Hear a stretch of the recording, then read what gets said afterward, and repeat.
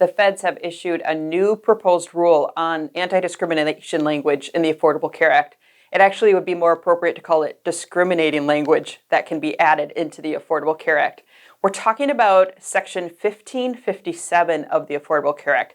On the books right now, this language prohibits insurers and others who offer coverage from discriminating on the basis of disability, race, color, age, national origin, and sex, and the implementing rules explicitly prohibit discriminating on the basis of gender identity and sex stereotyping, and therefore also pregnancy. There are other protections within 1557 for individuals with disabilities or limited English proficiency, and this is what is under attack by the new administration. Section 1557, in its original form, applied anti-discrimination laws to anybody that received federal money. So receiving assistance through the Affordable Care Act, if you helped administer any part of the Affordable Care Act, or you were established by the Affordable Care Act. So this is insurance companies, this could be hospitals, this could be marketing firms. This is quite broad in its reach, but it spread that anti-discrimination language to anybody that had ties to the Affordable Care Act.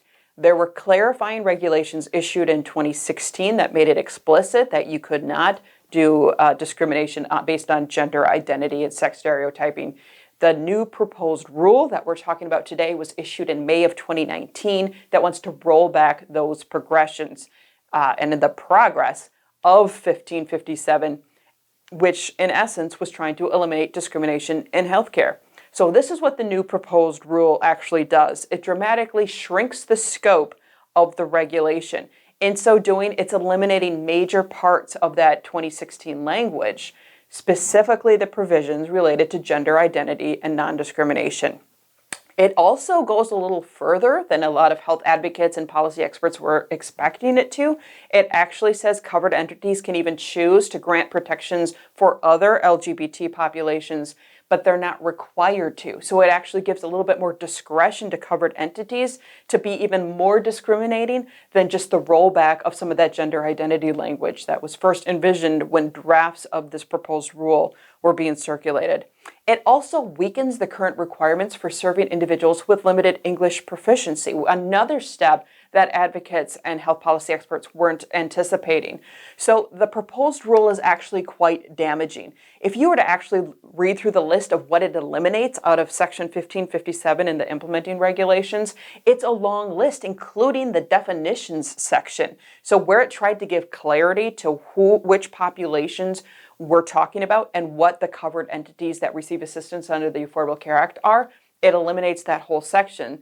The specific non-discrimination protections based in sex and gender identity are now eliminated. Major language access requirements eliminated out of the proposed rule, as are things like notice requirements, requirements to have a compliance coordinator and a written grievance procedure for people that feel that their rights have been violated, and other enforcement-related provisions. The Office of Civil Rights, the federal government's Office of Civil Rights, actually issued a statement that they think this proposed rule would be helpful because it could save them money by not having to put up with those pesky lawsuits coming from people who are being discriminated against. And they also think it administratively might save them a little bit of time. It's pretty damaging that they might try to prioritize what they characterize as a $3.6 billion in savings by denying people's rights to health care over the actual value of providing and having a healthy community. Litigation, of course, is ongoing. If this proposed rule were actually implemented as a final rule, a lot of people are signaling that additional litigation may follow.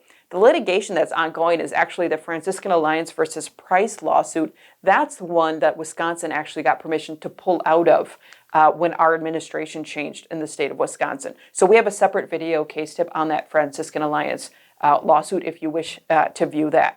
So what's next? So this is still, like we said, a proposed rule, which means there is now an opportunity to provide your public comment.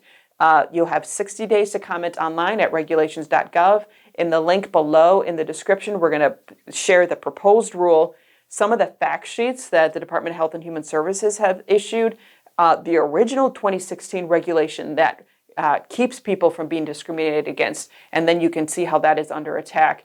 and also the instructions of if you want to share your public comment, how you can do that. It's kind of a bad direction for the federal government to be going, to try to limit access to care and coverage for multiple populations, but specifically targeting a population that they just deem as not worthy of protecting and too expensive. It's a very damaging route to take, and hopefully you'll share your input on that topic. If you have questions on Section 1557, anti-discrimination language, or the Affordable Care Act generally, you can certainly send us your questions, and you can find us at healthwatchwisconsin.org.